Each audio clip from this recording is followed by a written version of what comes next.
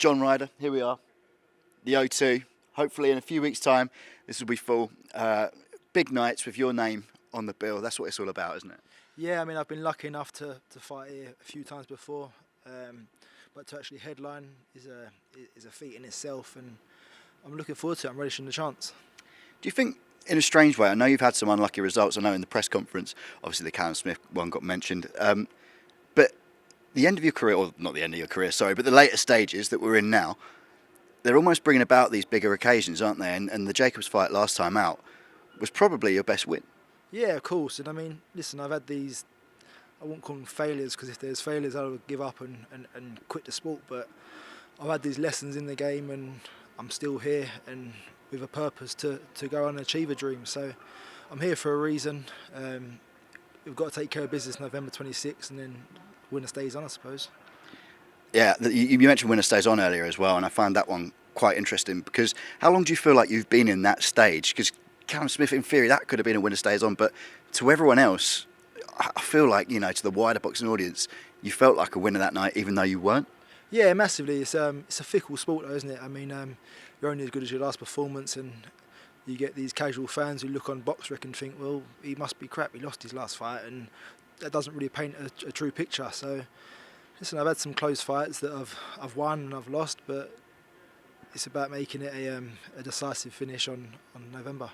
Do you quite enjoy being the visitor, you know, fighting on a Queensbury card?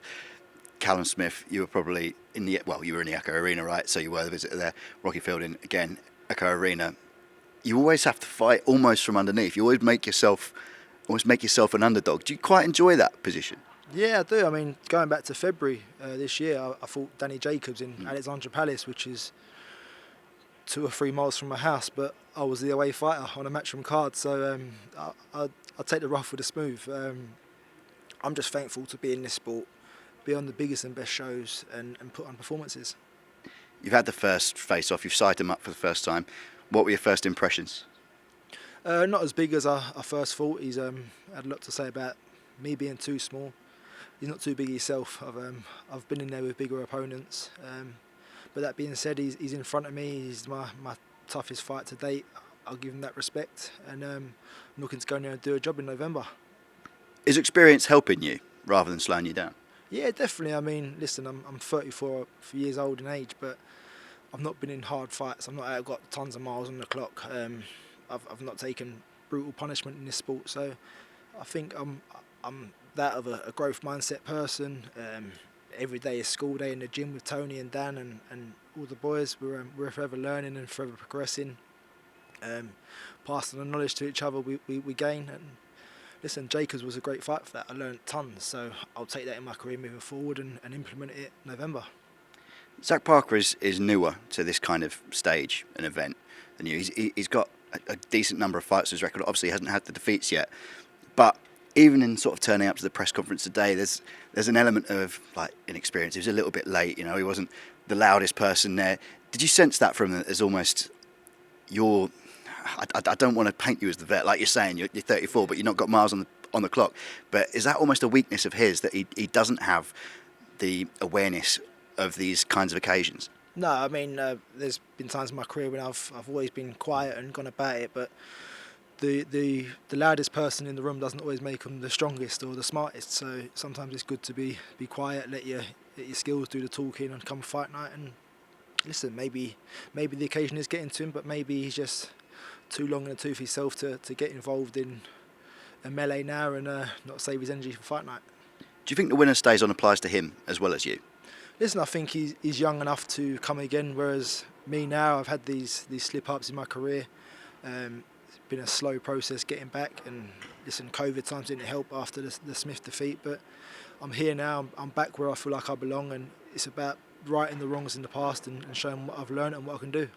This fight originally was going to be Demetrius Andrade at Pride Park, obviously Zach Parker's home football stadium. It was a huge deal for him. That was going to be his sort of dream night at the stadium he cares so much about. Now it's become actually a home fight for you. Do you think that will play any factor into this? Do you think the crowd will be on your side?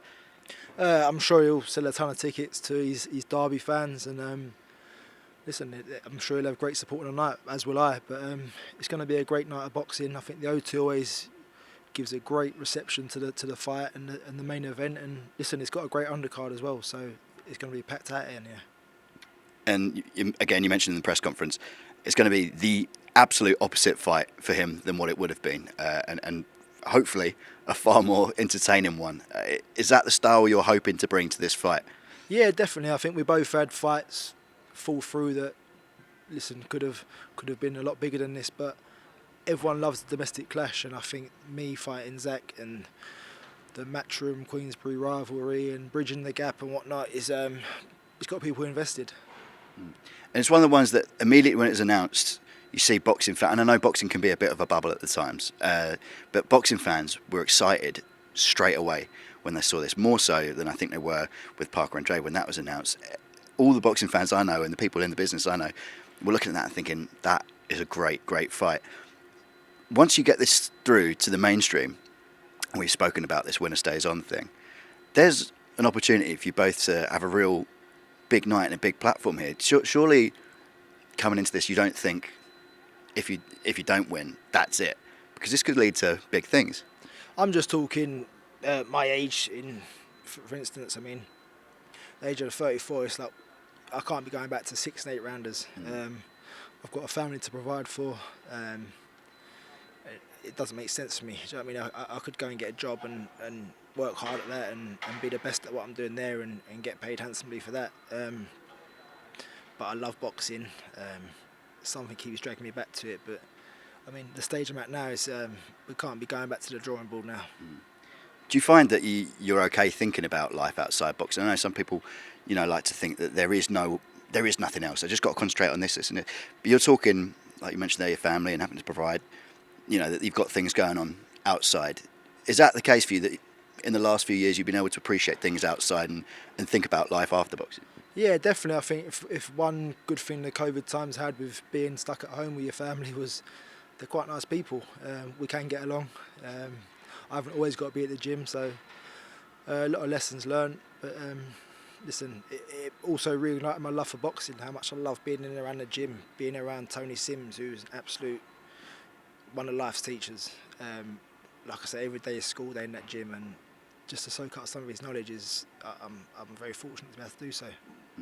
And it was mentioned or alluded to in the press conference earlier, it's been a bit of obviously a rough few months for the gym in sort of mainstream media. How much pressure do you feel, not so much to bring the good times back, but just to separate the talk from the Conor Benn stuff and focus it on the good stuff? Yeah, I think we had a tremendous start to the year. All had good wins and whatnot, and I think it's just important to finish on a high and make that all a thing of the past. And again, a word for Tony Sims, one of life's teachers. Going ahead into this fight, how's he told you to approach it? How he always does. True professionalism, train hard, don't leave no stone unturned, and just put your best foot forward.